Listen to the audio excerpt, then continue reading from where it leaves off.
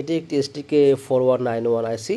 এটা নষ্ট, এটা থেকে স্পিকার পড়ে যাচ্ছে, স্পিকার আউটপুট থেকে ভোল্টেজ বেরোচ্ছে। এখন আমি এটাকে রিপেয়ার করার চেষ্টা করব।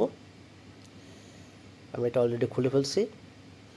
দেখুন, এটা কিন্তু অরিজিনাল একটা STK আইসি, অরিজিনাল 4টা ট্রানজিস্টরে কিন্তু অরিজিনাল, তার মানে এটা কিন্তু একটা অনেক পুরাতন আইসি।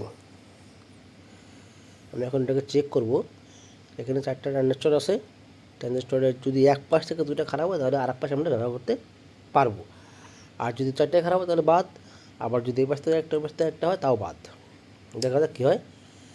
এখানে কিন্তু 4টায় কিন্তু পজিটিভ ট্রানজিস্টর, NPN। দেখা যাক কী হয়। এই যে ঠিক আছে, ঠিক আছে, এটা কিন্তু ঠিক আছে। আবার এটা দেখি, বেজ, এই যে এবার চেক করি, এটা কিন্তু 479, হ্যাঁ 82, ঠিক আছে। এটা বডিতে ধরলাম, এই দেখুন শর্ট, বেজ কালেক্টর ইউনিটটা দুইটাই শর্ট। এই পাশ থেকে এই যে বেজে ধরলাম। এবার আমি এই যে বেজ বডিতে, এবার এটাকে ধরি, এটা কিন্তু ফুল শর্ট, বেজ ইউনিটটা কালেক্টর দুইটাই শর্ট। তাহলে রাইট পাশ, ডান পাশে দুটাই কিন্তু খারাপ। বাম পাশেটা আবার চেক করি, 84, 83, 91, তাহলে বেস, এটা মিটার, এটা কালেক্টর।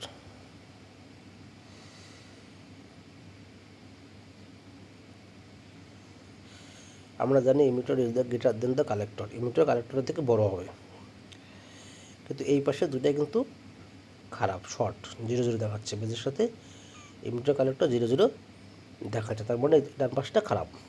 ডান পাশে দুইটা ট্রানজিস্টরই শর্ট হয়ে গেছে। এখন আমি এই ডান পাশের ট্রানজিস্টর দুটো আমি ডিসকানেক্ট করে দেবো। এটা ভাবে ডিসকানেক্ট করে দিচ্ছি, দুটোই করে দিতে হবে। তাহলে আমার ডান পাশটা মিউট থাকবে, ডান পাশে সাইডটা কাজ করবে না, কিন্তু বাম পাশটা ঠিক মতো কাজ করবে। এখন আমি আইসিটাকে ব্যবহার করতে পারবো মোনো চ্যানেল হিসেবে, মানে একটা সাইড কাজ করবে, লেফট সাইডটা কাজ করবে, বা সাইড আমরা ইউজ করতে পারবো। এটা হচ্ছে ভালো আছে, ডান পাশ খারাপ। এটাকে আবার আমি সুন্দর করে একটু সাইডে সাইডে একটু সোলারগুলোতে লাগিয়ে দেবো। তাহলে আমার এই আইসিটা আবার ওকে হয়ে গেলো, একটা সাইড ওকে ওকে হয়ে গেলো। তাহলে আমি একটু লিখে রাখি এখানে, এই যে এটা হচ্ছে L side, left side, left channel is okay, আর রাইট চ্যানেল খারাপ।